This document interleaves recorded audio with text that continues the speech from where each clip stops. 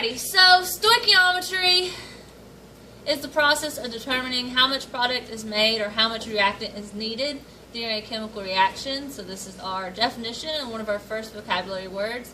As we know, in chemical reaction, atoms are conserved, and we show this in a balanced chemical equation. So when we say that atoms are conserved, the atoms being conserved is demonstrating the law of conservation of matter. Realize that mass is also conserved through the law of conservation of mass. Now, the balanced chemical equation tells us two things. It tells us which substance begin with and which we're ending with. Those would be your reactants and your products. So please realize that we are beginning with the reactants and we are ending with products. And they're getting rearranged during this process. And also the most important part that it tells us, and this is super, super important, is the balanced equation tells us the ratio of particles involved. This is huge. Now this ratio can be seen either as a ratio of individual particles or a ratio of moles. This is important. Very, very important.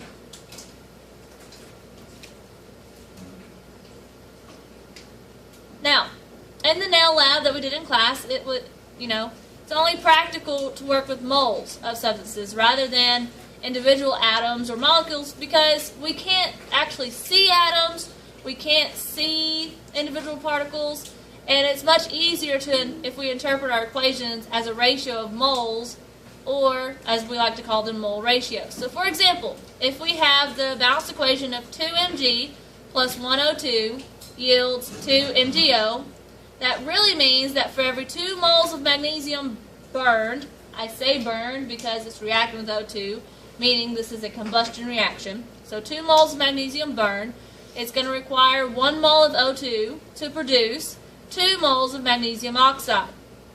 Or it's reacting in a ratio of 2 moles of Mg to 1 mole of O2 to 2 moles of MgO. Now we can use this mole ratio relationship to make predictions about how much we need of something or how much we can make from what we have.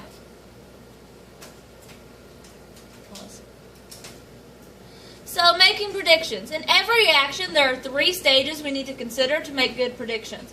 We need to consider the before, which is going to be defined as what we have before the reaction takes place. So realize there will be no products in the before because you haven't actually done anything to make products.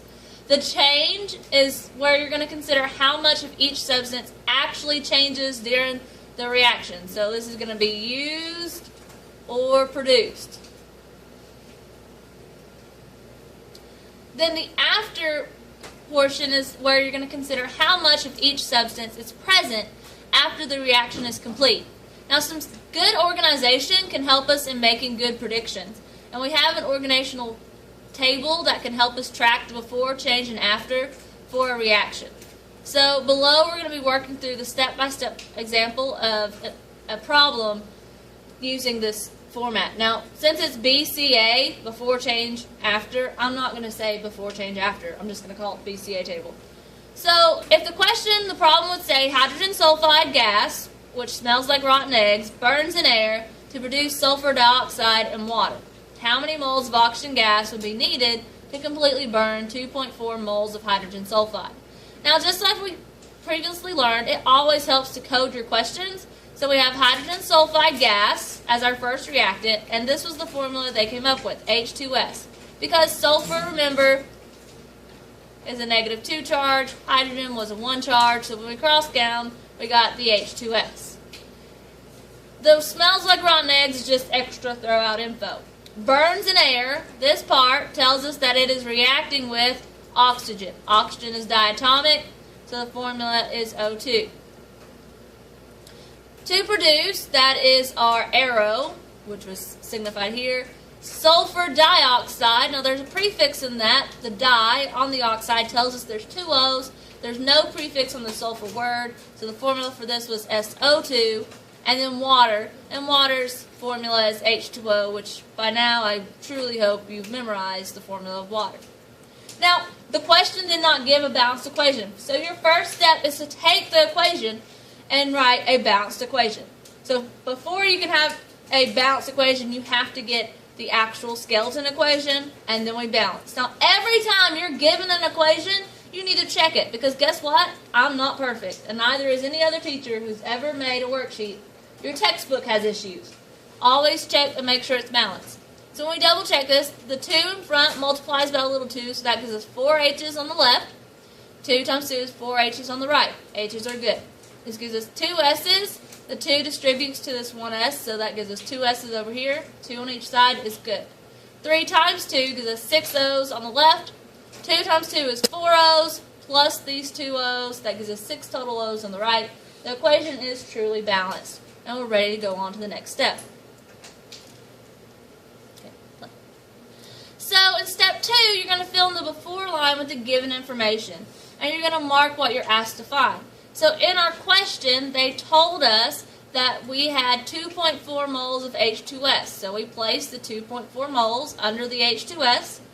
If they don't tell you anything about the other reactant, like in air, there's plenty of air around us. So to signify that there's plenty of air, we're going to use XS as shorthand for excess.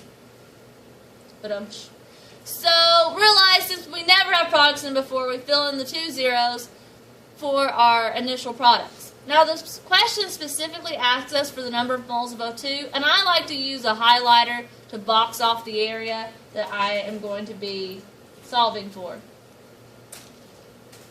So step 3, we're going to be using the ratio of coefficients to determine the change made. Now, this was the number given. All of our math has to be based off this. So first, we realized that we had 2.4 moles. If we're burning all this up, it's going to get used up. So this negative is telling me I used all this up. Now, you're probably wondering, where did I get these numbers? Here's how. Just like when we do conversion factors, you multiply by what you want, divide by where you came from, or what you're getting rid of. This is the same way. So to get to 3.6, I take 2.4, I times it by 3, I divide it by 2, and then I write down the answer. So essentially, mathematically, that looks like 2.4 moles of H2S, which is what I'm starting with. My mole ratios from the equation tells me that for every 2 moles of H2S, I'm going to need 3 moles of O2. So 2.4 times 3, divide by 2.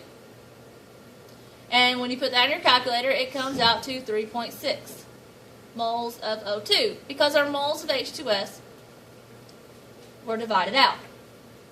Now, yes, you can write down each and every step like so to the side if it makes you feel better, or you can learn to read the chart.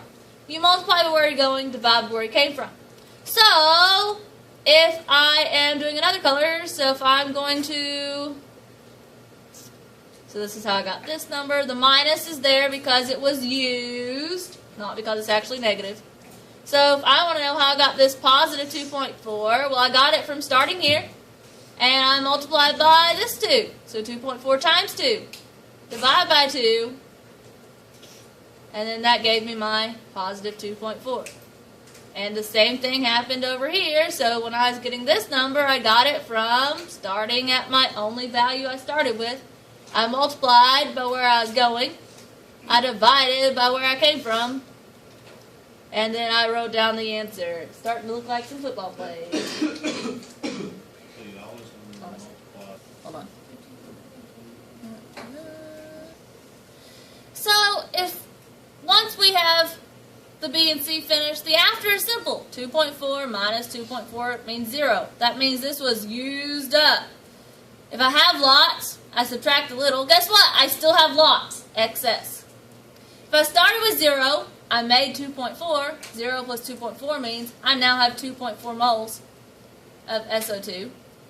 If I started with 0 moles of water and I produced 2.4 moles of water, then I now will have 2.4 moles of water at the end. Now, in this case, the desired answer in moles, because that's what the question asked for, would be 3.6 moles of O2 were needed to burn 2.4 moles of H2S. But if mass was required. So if the question asked what mass of oxygen would be burned, you would take that 3.6 moles out, use our mole math. Remember, this 32 came from because O2 has 2 oxygen, so we do 2 times 15.999 to get the molar mass, and it's 31.998. They just rounded to 32 on this example. So this would be roughly 115 grams of O2 are needed. But this is going back to just regular old mole math. Please remember this was from Chapter 10, Section 2 in your textbook if you've forgotten how to go from grams to moles or moles to grams. Okay, we're stopped.